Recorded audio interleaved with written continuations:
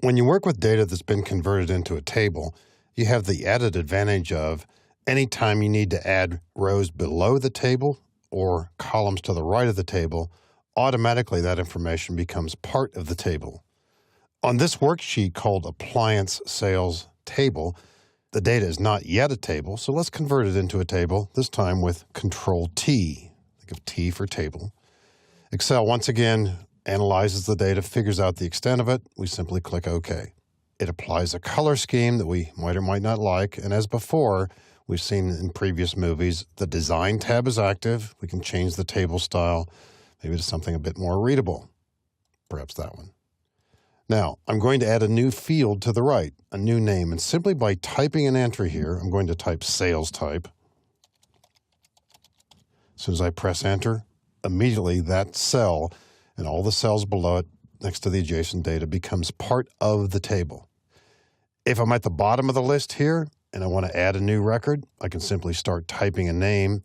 I'm going to type a new name here, or one of the actually recurring names because it's a list of salespeople. Here's Moss, comma space Dave.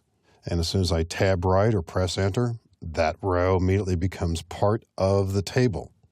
If I move data to the bottom there, here's some data I forgot earlier, let's imagine.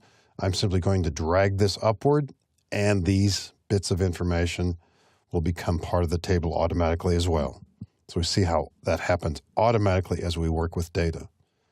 Now, sometimes when we work with data, for example, on the worksheet Employees table, we might be interested in having totals at the bottom of this. And when the active cell is within the data, we can see on the Design tab, there's a choice called Total Row. Let's add the total row. Now, immediately, this takes us to the bottom of the list. If we click in any of these cells, we can add a total there. And the total isn't necessarily a sum, although in some cases it would be. For the salary column, I'll click the arrow and choose sum and readjust the column width, double-clicking right there. For years, I don't want to know the total number of years, but the average might be interesting. So click here, click the drop arrow, and choose average. Might want to add a decimal there. So on the Home tab, we'll simply choose comma, decrease the decimal maybe, that kind of look. So wherever we need to, we can put in a total. If we want to count the number of records, it might be appropriate to put it over in the leftmost column, but that's going to wipe out the word total. Not that that's bad, but might be better just to put it in the adjacent column to the right. So here we'll simply put in count. How many records do we have? 741. It's not counting that top row, which is titles. So we can put these in anytime we want.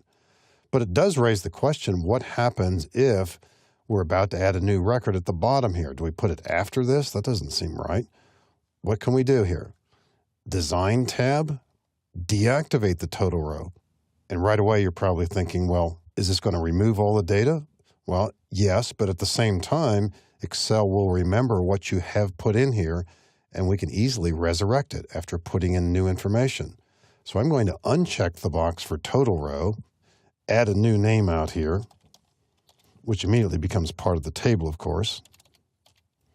And I'm not going to put in too much information. Maybe I'll put in the building information here, and then off to the right. Notice that formulas that did exist in previous columns here automatically get copied downward. And for the moment, that's not very useful because we have not put in a hire date, but I'll put in a hire date here. Maybe this person actually is returning and was hired in the past on February 13th of 2007. So I'll just put that in there and tab to the right, and automatically it calculates the month and the years of service and so on.